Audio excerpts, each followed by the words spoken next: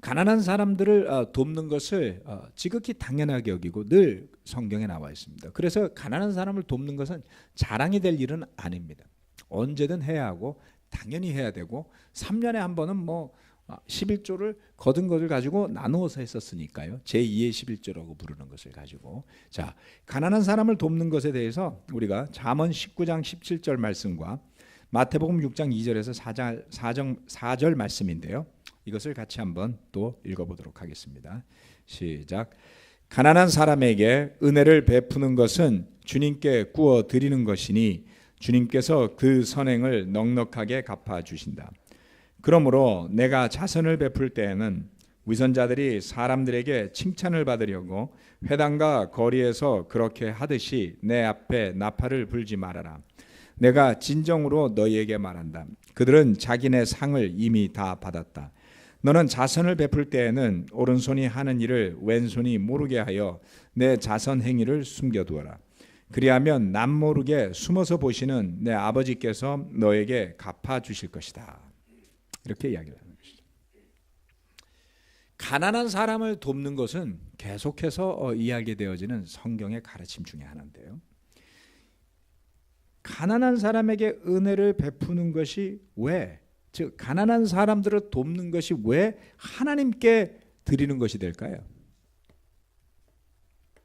이거는 무슨 의미일까요? 성전에 드리는 것은 백성들을 위한 제사를 수행하고 그 하늘나라를 상징하는 그 성전을 유지하고 관리하고 헌신하는 그러한 사람들을 위해서 드리니 당연히 뭔가 하나님을 위해서 드린다 이런 게 이해가 되잖아요. 근데 가난한 사람이라는 것은 글쎄요 다양하잖아요, 그렇죠? 이방인들도 포함되어 있고 뭐 여러 가지 가난한 사람들에 대해서 인식이 좋은 경우는 역사상 없었던 것 같습니다. 그런데 성경의 말씀이 이 특별한 것은 그것이 하나님께 드리는 것이다라는 것이죠. 그래서 이 자선을 베풀 때에는 너무 사람에게 보여주기 위해서 할 것이 아니다. 왜냐하면 하나님께서 갚아주실 것이기 때문에 그렇다라는 것입니다. 하나님께서 갚아주실 것이라는 것을 믿는 믿음은 대단한 것이죠. 그래서 언젠가 하나님이 갚아주실 것을 믿으면서만 자선을 한다는 것은 쉬운 일이 아닙니다. 사실은 뭔가 바라고 하는 것이 되겠죠. 하나님께서 갚아주시는 것은 대부분 부지불식간의 일들이기 때문에 그것을 기대하면서 할 수 있는 일은 아닙니다. 가난한 사람을 돕는 것이 하나님께 드리는 것이 된다는 것은 제가 바라보는 이해는 이렇습니다. 하나님께서 만드신 세상임을 인정하는 거예요. 이 세상이 하나님께서 만들어 주셨다. 또한 우리를 만드신 분도 하나님이심을 믿는 것이죠. 하나님께서 우리를 만드셨고 주인이심을 믿는다면 그 각각의 역할에 있어서 탐욕보다는 나누는 것이 하나님의 뜻에 합당한 삶이 되겠죠. 누군가를 하나님은 부자도 되게 하신다 그랬어요. 성경 말씀은 누군가를 하나님은 가난하게도 하신다 그랬어요. 즉 여러분이 부유해지고 가난해지는 것은 여러분이 열망한다고 해서 되는 일도 아니고, 그렇죠? 무시한다고 해서 되는 일이 아니더라는 것이죠. 그래서 가장 쓸데없는 일이 부자가 되려고 애쓰는 거예요. 이 믿어지세요? 네. 여러분 중에 부자가 될 사람은요, 하나님께서 부자가 되도록 뭔가 주셨어요. 네. 하나님이 만든 금수저예요. 네. 그런데 우리 중에 누군가는 가난할 거예요. 그러면 내가 부유한 것이 누구 때문인가요? 하나님 때문이죠. 그래서 하나님이 주신 부를 기꺼이 나누는 거예요. 왜냐하면 필요 있는 존재, 누군가는 장애를 가지고 태어나고 누군가는 다른 재주를 가지고 태어났을 때 우리가 전적으로 이기적이고 탐욕적인 시야로 바라볼 때 그러한 것을 무시하고 멸시하고 경멸하는 것이지 하나님의 눈에 그렇지 않더라는 것입니다. 그래서 당연히 하나님께서 주신 것이니 그것을 가지고 나누는 거죠. 그것을 아까워하거나 그러지 말라는 겁니다. 주님께서 만들어주신 세상이고 주님께서 저에게 주신 재주이고 주님께서 우리에게 주신 달란트이니 그 달란트로 나누는 것은 지극히 당연한 일입니다. 라는 것이 믿음인 것이죠. 그래서 이처럼 하나님의 성전에 드리는 것, 그리고 가난한 사람을 돕기 위해 베푸는 것, 이 두 가지는 드리는 헌금의 가장 큰 축을 차지합니다. 그래서 신약 성경으로 넘어가서도 교회에서 헌금을 모으는 것을 보면 선교를 위한 헌금과 그리고 가난한 교회들, 필요가 있는 교회를 돕기 위한 헌금들을 같이 수행했음을 볼 수 있죠. 고린도서에서 특히 헌금에 대해서 분명하게 이야기하는 것은 우연이라고 생각하지는 않습니다. 그것이 분명한 필요가 있었기 때문이죠. 그런데 이스라엘은 과연 이 헌금에 대해서 관대하게 잘 지켜왔던 것일까요? 살펴보면 반드시 그렇지는 않았습니다.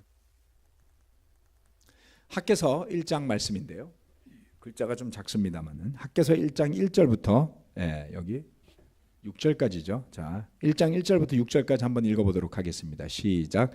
다리우스 왕 2년 6째 달 그 달 초하루에 학개 예언자가 주님의 말씀을 받아서 스알디엘의 아들 스룹바벨 유다 총독과 여호사닥의 아들 여호수아 대제사장에게 전하였다. 만군의 주님께서 이렇게 말씀하신다. 이 백성이 말하기를 때가 되지 않았다. 주님의 성전을 지을 때가 되지 않았다고 한다. 학개 예언자가 주님의 말씀을 받아 전한다. 성전이 이렇게 무너져 있는데 지금이 너희만 잘 꾸민 집에 살고 있을 때란 말이냐. 나 만군의 주가 말한다. 너희는 살아온 지난 날을 곰곰이 돌이켜 보아라. 너희는 씨앗을 많이 뿌려도 얼마 거두지 못했으며 먹어도 배부르지 못하며 마셔도 만족하지 못하며 입어도 따뜻하지 못하며 품꾼이 품삯을 받아도 구멍난 주머니에 돈을 넣음이 되었다. 7절부터 11절입니다. 시작. 나 만군의 주가 말한다. 너희는 각자의 소행을 살펴보아라. 너희는 산에 올라가서 나무를 베어다가 성전을 지어라. 그러면 내가 그 성전을 기껍게 여기고 거기에서 내 영광을 드러내겠다. 나 주가 말한다. 너희가 많이 거두기를 바랐으나 얼마 거두지 못했고 너희가 집으로 거두어 들였으나 내가 그것을 흩어버렸다. 그 까닭이 무엇이냐? 나 만군의 주의 말이다. 나의 집은 이렇게 무너져 있는데 너희는 저마다 제 집 일에만 바쁘기 때문이다. 그러므로 너희 때문에 하늘은 이슬을 그치고 땅은 소출을 그쳤다. 내가 땅 위에 가뭄을 들게 하였다. 산 위에도 곡물과 새 포도주와 기름 위에도 밭에서 나는 모든 것 위에도 사람과 짐승 위에도 너희가 애써서 기르는 온갖 것 위에도 가뭄이 들게 하였다. 이 학개 예언자의 이 예언은 잘 살펴보면 여러 가지를 생각나게 하는 것입니다. 이 다리우스 왕 2년 6째 달은 특별한 해예요. 왜냐하면 멸망당해 바빌론으로 끌려갔던 이스라엘 백성들이 70년 만에 고국으로 돌아오기 시작한 때였습니다. 바벨론으로 끌려간 유대인들이 다 돌아온 건 아니었다는 것을 알고 계시죠? 네. 일부의 사람들만 돌아왔습니다. 많은 사람들이 바벨론에 남아 있었죠. 그리고 그 바벨론에 남아 있는 유대인의 후예들이 나중에 그 바벨론이 이슬람의 그 아주 중심지적인 그런 역할을 할 때도 여전히 유대인으로 남아서 유대 문화를 계승하고 꽃피우는 역할들을 한 사람들이 있어요. 그런데 이처럼 돌아온 사람들이 유대에 어떠한 기회가 있어서 돌아왔었을 수도 있겠지만 대부분 회복에 대한 신앙적 열망을 가지고 돌아온 겁니다. 예언자들의 예언을 기억하면서 하나님께서 70년이 지난 뒤에는 다시 돌이킬 것이라는 것을 알고 있었죠. 이사야 예언서부터 시작을 해서. 그래서 그들이 결국 때가 되었을 때 돌아와요. 그런 신앙적인 열망을 가진 사람들이 돌아왔다고 할 수 있는데 그런 사람들이 돌아와서 정작 에너지를 쏟는 일은 하나님의 성전을 짓는 일이 아니었습니다. 이것은 무엇을 의미합니까? 하나님의 성전을 짓는다라는 것은 제사가 회복이 되고 하나님 앞에 드리는 헌물, 제사, 속죄, 하나님을 의식하는 것들이 시작이 된다는 이야기죠. 성전이 없으면 그런 일을 할 수가 없는 거예요. 그렇죠? 돌아왔는데 마치 우리 그리스도인들 요즘 현대판으로 따지자면 예배가 없고 큐티도 없다라고 한번 생각을 해보세요. 그리고서 돌아와서 신앙을 지키겠다고 하면 참 어려운 일이 되겠죠. 이스라엘 백성들이 그처럼 율법을 들을 자리 또는 하나님 앞에 나아가서 모여서 찬양하고 기도하는 그 자리가 없었다라는 이야기죠. 그런데 집은 열심히 짓고 있었다. 이게 학개 예언자가 이야기하는 겁니다.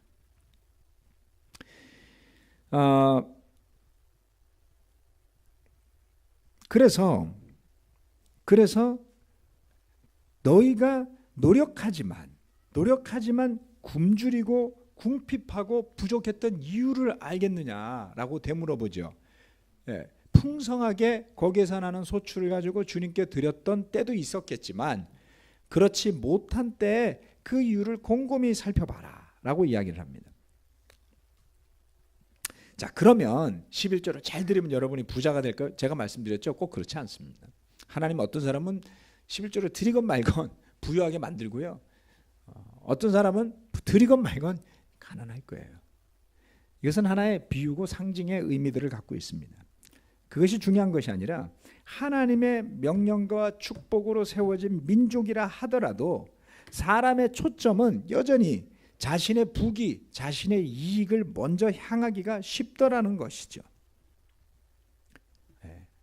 그래서 학개 예언자가 그것을 촉구하고 난 뒤에 그 안에 각성이 일어나고 에스라가 말씀을 율법을 선포하면서 회개가 일어났죠. 그렇죠? 그리고 백성들이 회개한 마음으로 그 성전을 일으켜 세우는 것을 볼 수가 있습니다. 우린 모두 먹고 살아야 합니다. 먹고 사는 일은 저에게도 중요하고 여러분에게도 중요할 것입니다. 그렇지만 우리가 믿음으로 바라본다면 그 먹고 사는 일은 하나님께서 도와주신다고 하셨으니 우리의 마음의 초점은 주님의 성전을 세우는, 즉 주님을 예배하고자 하는 자리, 사람들이 하나님 앞으로 나와서 죄사함을 얻을 수 있는 자리, 구원을 향해 걸어갈 수 있는 자리, 그러한 것을 세우는 일이 되어야 할 것 같습니다. 지난 한 2003년 이후로 한 14년의 시간이 흘렀습니다. 그 사이에 저희가 서울 그리스도의 교회에서 선교 전략을 좀 가까운 데서부터 펼쳐보자라고 해서 분당과 일산의 교회를 세웠습니다. 돌아보면 참 잘한 일인 것 같아요. 그 어려운 와중에 그렇게 수도권의 교회가 세워짐으로써 멀리 있는 원거리에 있는 제자들이 또는 가족들이 구원받고 믿음을 지킬 수 있는 그런 기회가 만들어졌죠. 또 지금이라도 서울이 세계 지역으로 다시 나가서 강북과 강서 또 잠실에서 활발하게 그러한 역할을 하는 것은 참 중요한 것 같습니다. 그렇지만 우리가 지난 13, 14년 동안 하지 못했던 일 중에 하나는 지방의 도시들로 가서 복음을 전할 수 있는, 말씀을 나눌 수 있는, 제자 삼는 일을 등한히 한 거예요. 생각은 이랬어요. 있는 교회들부터 튼튼하게 세우자. 생각이 틀렸던 건 아니거든요. 그런데 있는 교회도 대단히 튼튼하게 세워진 것도 아니었습니다. 부산도, 대구도, 대전도 정체되어 있었어요. 무엇을 하는 게 중요했을까요? 그 사이에 많은 형제자매들은 집도 사고 생활도 나아지고 나이도 더 들고 시간이 흘렀습니다. 그렇지만 마땅히 세워졌어야 할 곳에 교회들은 아직 세워지지 못했던 것이죠.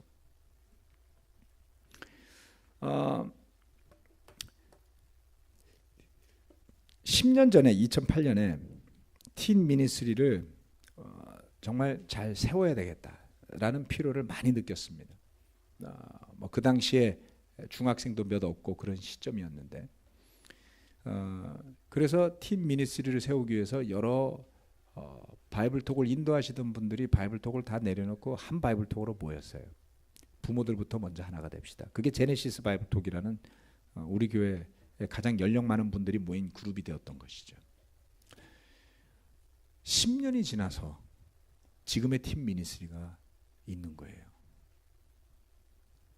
늘 우리 교회가 지난 시간들을 돌아보면 뭔가를 원하기는 하지만 그것을 이루기 위해서 꾸준히 희생하고 꾸준히 투자하는 경우가 많지 않은 때도 있었습니다. 주일학교를 위해서 누군가가 희생하고 투자하지 않으면 교회가 그 주일학교가 생기지 않죠.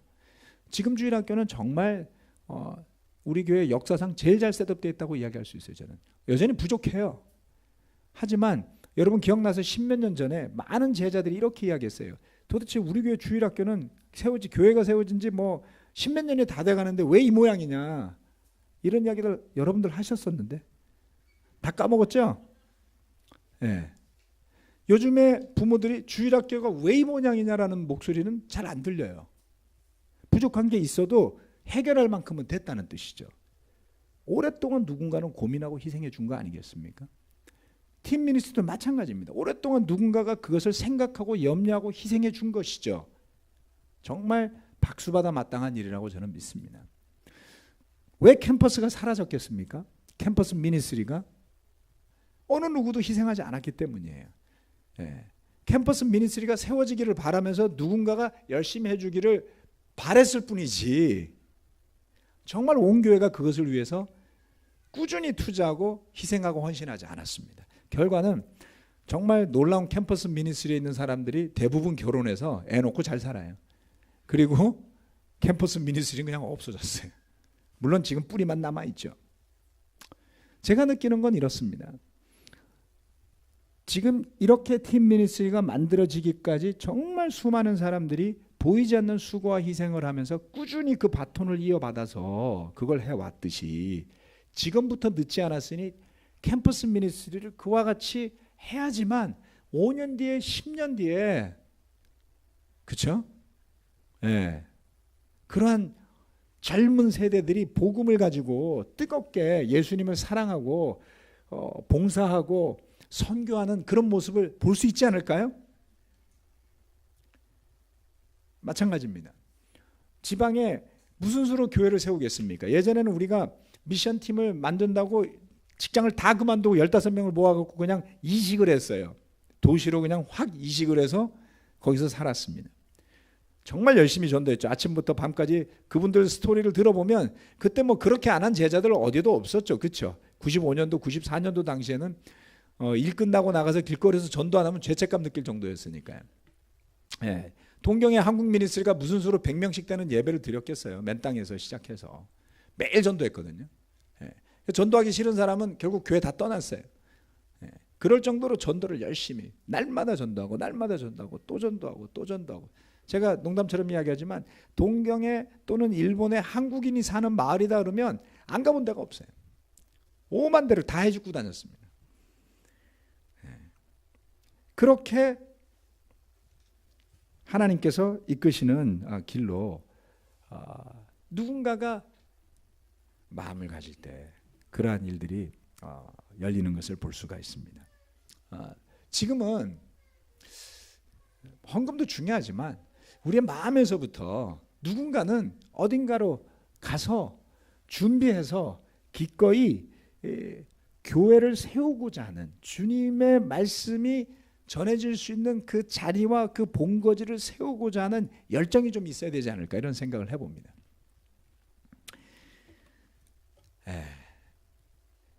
두 번째, 헌금은 특권이라는 것이죠. 사도행전 20장 35절 말씀 이렇게 이야기합니다. 나는 모든 일에서 여러분에게 본을 보였습니다. 이렇게 힘써 일해서 약한 사람을 도와주는 것이 마땅합니다. 그리고 주 예수께서 친히 주는 것이 받는 것보다 더 복이 있다 하신 말씀을 반드시 명심해야 합니다.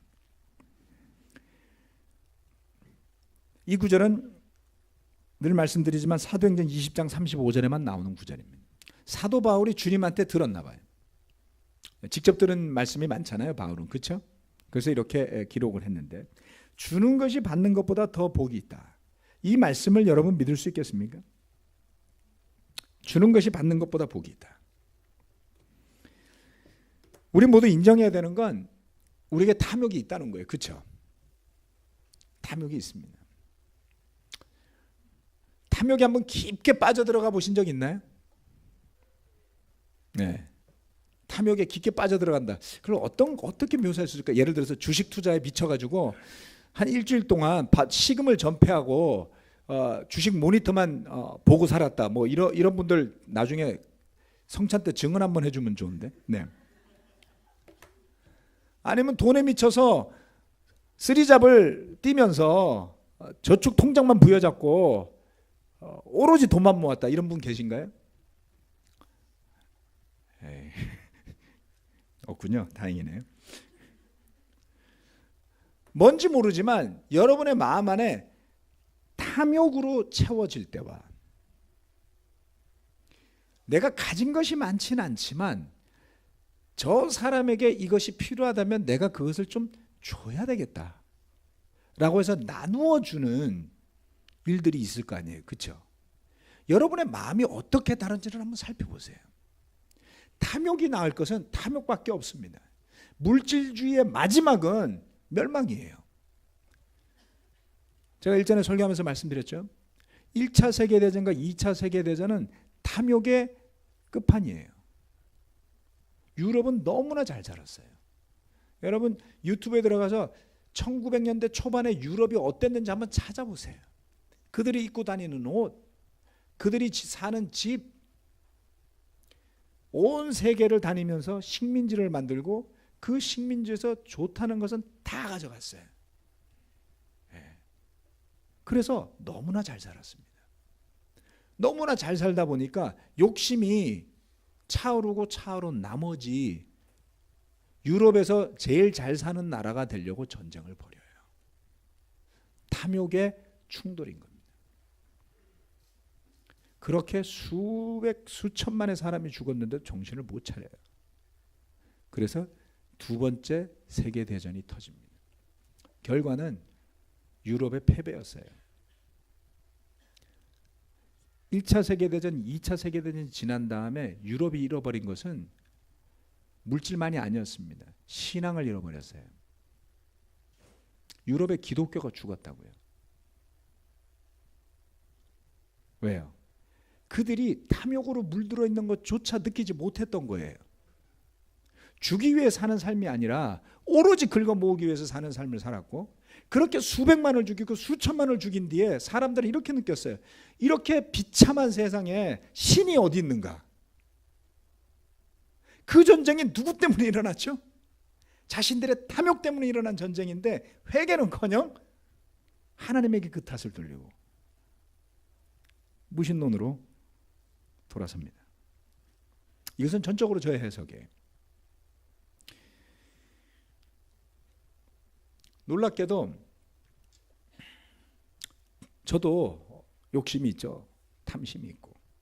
저는 시간에 대해서 늘 그렇습니다. 하고 싶은 것도 많고 해야 될 공부도 많고 만날 사람도 많으니 시간이 늘 아까워요.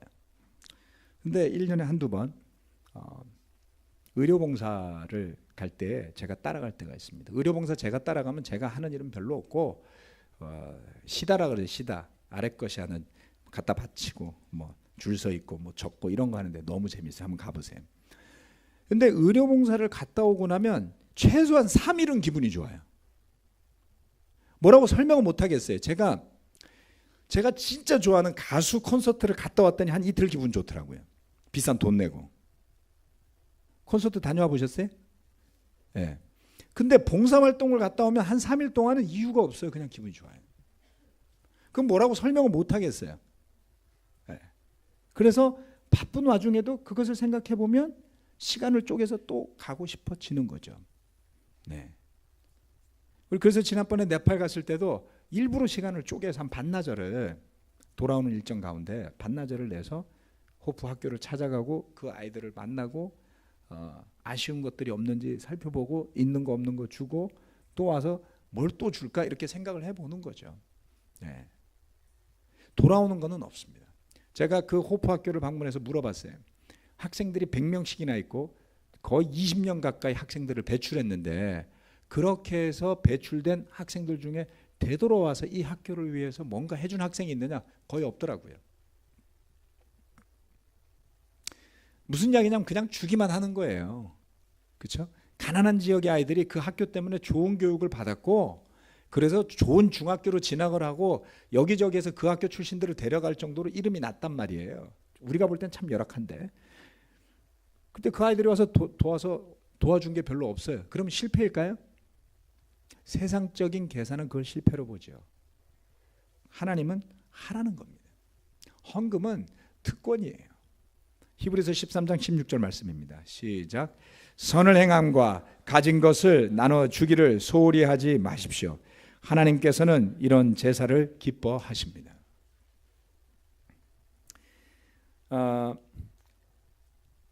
아주 가끔 제가 열심히 돈을 모으고 살았거나 저의 커리어를 위해 살았으면 지금쯤 무엇을 얼마나 이루었을까 이런 생각을 할 때가 있습니다. 아주 가끔이라 그랬어요. 오해하지 마세요.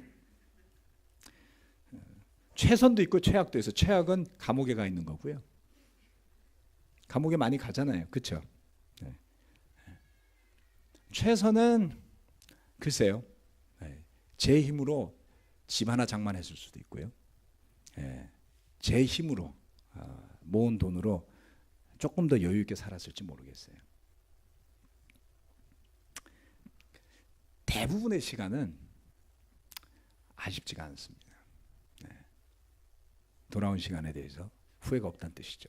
제가 세례 받을 때 93년도 이야기입니다만 늘 제 삶에 후회가 있었어요. 이렇게 할 걸, 저렇게 할 걸, 이렇게 가졌어야 되는데, 저렇게 가졌어야 되는데 늘 그런 것이 있었던 것을 기억합니다. 선을 행함과 가진 것을 나눠 주기를 소홀히 하지 마십시오. 하나님께서는 이런 제사를 기뻐하십니다. 우리가 성령의 감동을 받고 기쁘게 살아가면서 흘러 넘쳐서 나오는 나눔을 하나님이 기뻐하시는 제사와 같다 그랬어요. 누구에게 드러내려고 하는 거 아니죠. 뭐 드러낸데 뭐합니까? 알아주는 사람도 어차피 없어요, 여러분. 여러분 제자로 열심히 살았다고 뭐 신문에서 대서특필하고 방송국에서 와서 상 주고 뭐 이런 거 없습니다. 복지부 장관이 찾아주고 그러지 않을 겁니다. 알아주는 사람 많지 않을 겁니다. 그렇지만 하나님께서 기뻐하는 제사가 된다는 것이죠. 그래서 우리의 가진 것을 주님 앞에 드리기도 하고 또 가난한 사람을 위해서 드리기도 하는 것이 하나님께서 기뻐하시는 제사임을 잊지 말아야 합니다. 준 것은 준 것으로 끝나는 일이겠죠. 하나님이 주신 것에 대한 감사함으로. 그래서 준비하는 마음이 필요합니다. 고린도전서 16장 2절은 이렇게 이야기합니다. 매주 첫날에 여러분은 저마다 수입에 따라 얼마씩을 따로 저축해 두십시오. 그래서 내가 갈 때 그제야 헌금하는 일이 없어야 할 것입니다. 특별헌금에 특별하다고 말했던 이유가 있었습니다. 요즘은 우리가 특별하게 준비를 하진 않습니다. 그러나 20몇 년 전에 특별헌금은 아주 특별하게 준비를 했었어요. 막 2달 전에 3달 전부터 우리가 광고를 하고 나눔을 하고 그래서 뭐 어떤 사람은 반지를 팔고 뭐를 팔고 그때마다 저는 가끔 생각했죠. 그랬다 반지 또 살 텐데 이렇게 생각했습니다.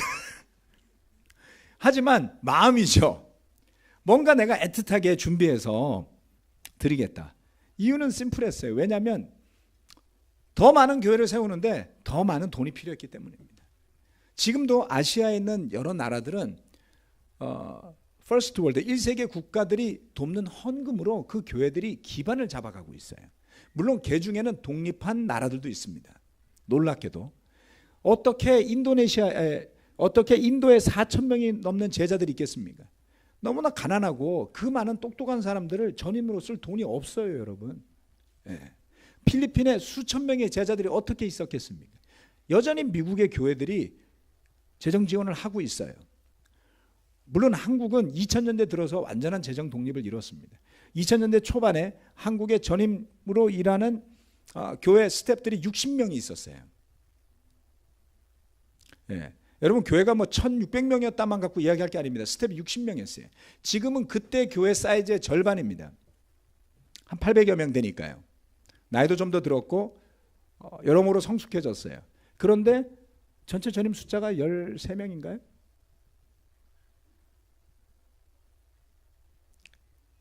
(4분의 1로) 줄었어요. 그건 뭘 이야기합니까? 운영하기 급급한 교회로 바뀐 거예요. 내보낼 사람이 없습니다. 그렇죠? 네. 한때 형제자매들이 가끔 이런 이야기를 했어요. 우리 교회 전임들 너무 많은 것 같다고. 말 조심하세요, 여러분. 하나님이 확 줄여버렸잖아요. 그렇지 않나요?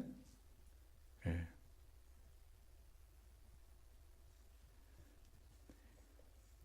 이렇게 가면 안 됩니다. 더 많은 사람들이 자원해야지 되고, 더 많은 사람들이 복음을 위한 희생을 하고자 해야지 돼요. 누군가의 희생의 바탕 위에 복음이 전파되었지, 여유롭게 모든 것을 다 누린 뒤에 복음은 전해지지 않습니다. 박정호 박은정 부부가 몽골에 가 있습니다. 그들에게 우리가 교회 전임 초봉을 지급을 해요. 글쎄요, 그게 뭐 두 사람이 벌던 수입이 얼마나 되는지 저는 모르겠습니다만은 아마 6개월간 재정적인 손실이 꽤 클 겁니다. 놀라운 것은 그렇게 희생하는 마음으로 가서 그런지, 두 분이 하나님한테 무슨 달란트를 받은 건지, 그 몽골 교회가 3개월 만에 변화하기 시작을 해요. 형제들이 다 모여서 같이 말씀으로 쉐어하고 반응하고 토론하는 자리를 만들어 보라 그래도 지난 얼마인지 모르겠어요. 몇 년 동안 모여지지를 않아요. 그 작은 교회가. 지난 불과 한 달 사이에 지금 한 달 전부터 형제들이 예배 끝나고 모이기 시작을 했다 그래요. 그리고 교회를 떠났던 자매 어머님이 회개하면서 돌아오셨고, 그리고 교회 초창기 올드 크리스찬인 자매 딸이 성경부를 거의 마무리해서 오양가라는 나이인데요. 지금 세례받을 준비를 하고 있습니다. 이 짧은 시간에, 그렇죠? 그런 일이 일어날 수 있다는 것이죠. 감사하지 않습니까? 아마 정원의 은정이가 12월 말 1월 초에 돌아오면 6개월 전에 떠났던 때의 정호 은정이는 아닐 거예요. 그 6개월간 치열하게 아침마다 형제자매들을 만나고 고민하고 걱정하고 기도하고 열심히 헌신하며 살았을 거라고요. 저는 기대가 돼요. 두 사람이 돌아왔을 때 어떤 모습일지가. 마찬가지로 전주의 예배를 준비하는 것도 마찬가지입니다. 준비하는 마음이 필요하죠. 형제자매 여러분, 기도하시고 준비해 주시길 바랍니다. 11월 말에 정말 선교를 위한 특별 헌금을 할 때가 된 것 같아요. 그 헌금으로 틴 워커들도, 틴 인턴도, 캠퍼스 인턴도 세워야지 됩니다. 미래를 위해서. 그리고 하나님께서 뭔가를 보여주실 때까지 우리가 지속적으로 그것을 지원하고, 또 지방교회 미션도 지원하고 몽골도 지원하고, 우리가 그것을 감당해내면 하나님께서 또 지원해야 될 다른 것들을 보여주실 거예요. 그렇지 않겠습니까? 그때도 기꺼이 우리가 주님, 여전히 주님께서 우리를 먹여 살려주시니 우리가 기꺼이 드리겠습니다 라는 마음으로 특별하게 그것을 특권으로 여기면서 드릴 수 있게 되기를 바라면서 말씀 마치겠습니다. 아멘.